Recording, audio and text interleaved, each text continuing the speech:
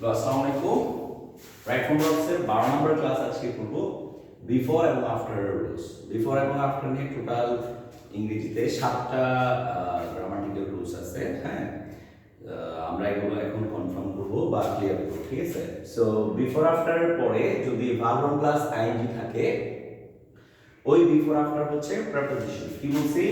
Before আফটারের পরে যদি verb plus ING থাকে, এই ভার্ব প্লাস আইএনজি থাকলে এই বিফোর আফটার কি প্রিপোজিশন। আর এই তখন এই প্রিপোজিশনের পরে যখন ভার্ব প্লাস আইএনজি হয় সেটা হয় জিরান। সেটা কি?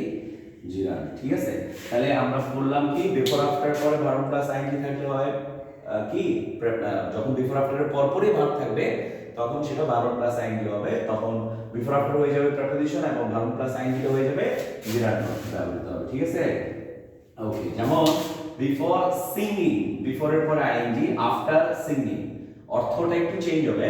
Before singing a school song the student recite it. School মানে স্কুল সং কি করার জন্য? গাওয়ার আগে এটা তারা কি করছে? মুখস্থ করছে বা রিসাইট করছে, আবৃত্তি করছে। তাহলে আফটার সিঙ্গিং এ স্কুল সংস, একটা স্কুল সং গাওয়ার পরে স্টুডেন্টরা খুব ভালো ফিল করছে, রাইট? সো আমরা এটা কি হিসেবে নিলাম যে বিফোর এর পরে ভার্ব প্লাস আইএনজি, আফটার এর পরেও verb plus ING. Before after তখন প্রিপোজিশন এবং ভার্ব প্লাস আইএনজিটা জিরার অর্থে ব্যবহৃত হবে। যখন বিফোর আফটার পাস্ট টেন্সে ব্যবহৃত হবে এবং কনজাংশন, তার মানে পাস্ট এবং কনজাংশন দুইটা জিনিস, ঠিক আছে? যখন পাস্ট টেন্সে ব্যবহৃত হবে বিফোর এর পূর্বে হবে পাস্ট পারফেক্ট হ্যাড রিটেন এবং বিফোর এর পরে হবে কি পাস্ট ইনডিফিনিট। বিফোর এর তো আগে, আফটার এর তো পরে। তাহলে ইজিলি আমরা ক্যালকুলেট করতে পারি যখন বিফোর আফটার বাক্যের মাঝখানে বসবে পূর্বে পাস্ট পারফেক্ট আর আফটার যদি হয় তাহলে পরে পাস্ট পারফেক্ট অর্থে ব্যবহৃত হবে। তার মানে তার বিফোর এর যে মিনিংটা ওই অনুযায়ী রুলসটা নিচ্ছে। তার মানে বিফোর পূর্বে পাস্ট পারফেক্ট, আফটার পরে পাস্ট পারফেক্ট। ঠিক আছে, তাহলে আমরা দেখলাম যে এই যে পাস্ট পারফেক্ট এখানে বলছে হ্যাড রিটেন, এখানে বলছে রিটায়ার্ড। এটা কিন্তু 28তম বিসিএস এ পরীক্ষা আসছে। হ্যাঁ, পাস্ট ইনডিফিনিট আফটার এর পরে পাস্ট পারফেক্ট, এটাও 25তম বিসিএস এর এই কোশ্চেনটা আসছে। হি টোল্ড মি, টোল্ড হচ্ছে পাস্ট টেন্স, এখানে আফটার বসছে, এখানে বসবে পাস্ট পারফেক্ট। ঠিক আছে, সুতরাং আমরা কি বুঝলাম? বিফোর এর পূর্বে পাস্ট পারফেক্ট, পরে পাস্ট ইনডিফিনিট, আফটার এর পরে পাস্ট পারফেক্ট, পূর্বে পাস্ট ইনডিফিনিট হবে। এখন বিফোর যদি বাক্যের শুরুতে বসে তাহলে প্রথমে পাস্ট ইনডিফিনিট হবে, তারপর কি হবে? পাস্ট পারফেক্ট হবে। যেমন before he retired, comma he had written a book. তার মানে বিফোর যদি বাক্যের শুরুতে বসে প্রথমে পাস্ট ইনডিফিনিট হবে, পরে কি পাস্ট পারফেক্ট হবে। আমরা বিফোর আফটার আরো 3-4টা রুলস আমাদের আছে, আমরা এগুলো ক্লিয়ার করব। ঠিক আছে, যেমন আমরা এখন লিখব বিফোর আফটার এর ফর্মগুলো। Okay, 5 number rules. 5 নাম্বার হচ্ছে after, after plus past perfect, after plus past perfect comma past indefinite, past indefinite. Okay, যেমন আমরা লিখি after he had finished, after he had finished the work he left, okay. তাহলে after পরে আমরা এখানে কি use করলাম? আফটার এর পরে এখানে পাস্ট পারফেক্ট ইউজ করলাম এবং এখানে পাস্ট টেন্স ইউজ করলাম। ঠিক আছে, তার মানে বিফোর আফটার মাঝখানে থাকলে এক রুলস হবে, প্রথমে থাকলে আরেক রুলস হবে।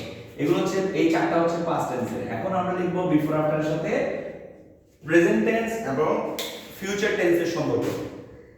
বিফোর আফটারের সাথে প্রেজেন্ট এবং ফিউচার টেন্স থাকলে এরকম হবে, বিফোর মাঝখানে বসালাম, প্রথমে future indefinite or future perfect.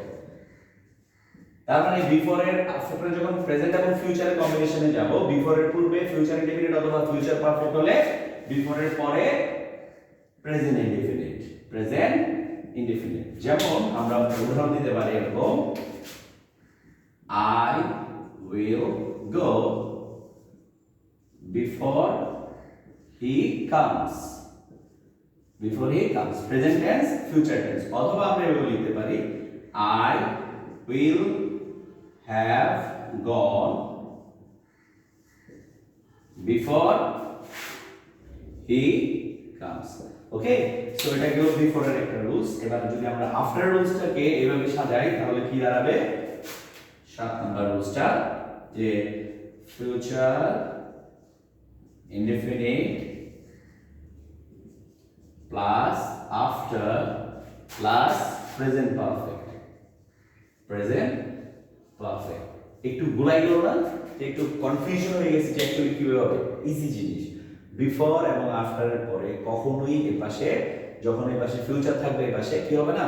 Past হবে না, প্রেজেন্ট হবে। ঠিক আছে, তো আবার বিফোর আফটারের পরে যখন ফিউচারের সাথে কম্বিনেশন হবে তখন এই পাশে আবার প্রেজেন্ট আসবে না। হ্যাঁ, যেমন এখন যদি আমরা উদাহরণ বলি, যেমন I will go after, sorry, I will go after he has come. So এই হচ্ছে he has come, present tense, future tense. So মূলত বিফোর আফটার এর টোটাল আমরা 7টা রুলস করলাম। বিফোর আফটার এর পরে যখন ভার্ব থাকবে তখন ভার্ব প্লাস আইএনজি হবে, তখন বিফোর আফটার হবে প্রিপোজিশন এবং ভার্ব প্লাস আইএনজিটা হবে যেটা। বিফোর আফটার যখন কনজাংশন বসবে এবং পাস্ট টেন্স হবে, রিমেম্বার দ্যাট পাস্ট টেন্স হবে, তখন বিফোরের পূর্বে পাস্ট পারফেক্ট পরে পাস্ট ইনফিনিট, আফটারের পূর্বে পাস্ট ইনফিনিট পরে পাস্ট পারফেক্ট হবে। ঠিক আছে, আর বিফোর যদি বাক্যের শুরুতে বসে তাহলে পাস্ট ইনফিনিট হবে প্রথমে, তারপর কমা বসবে, তারপর পাস্ট পারফেক্ট হবে। আর আফটার যদি বাক্যের শুরুতে বসে তাহলে প্রথমে পাস্ট পারফেক্ট বসবে, তারপর কমা বসবে, তারপর পাস্ট ইনফিনিট হবে। আর যদি বিফোর আফটার ফিউচার এবং প্রেজেন্টের কম্বিনেশনে যায় তাহলে প্রথম অংশ হবে ফিউচার ইনডিফিনিট অথবা future perfect before present indefinite, আর যদি আফটার রুলসে যায় তাহলে future indefinite plus after plus present perfect হবে। আশা করি আমরা সবাই বুঝছি। এখন আমরা যদি এগুলো ছোট ছোট করে বলতে হবে, অ্যাকচুয়ালি এই রুলসগুলো ক্লিয়ার থাকলে যে কোনো সময় যে কোনো ভাবে সেন্টেন্সগুলো লেখা যায়, বিফোর অর্থ আগে, আফটার অর্থ পরে। তাহলে আমরা যদি 7টা রুলস একসাথে মুখস্থ বলি এভাবে বলতে পারবো, before after plus verb plus ing, past perfect before past indefinite after past perfect, before past indefinite past perfect, after past perfect past indefinite, future indefinite অথবা future perfect before plus present indefinite, আর future indefinite plus after plus present perfect। আশা করি বুঝতে পারছি। ধন্যবাদ সবাইকে।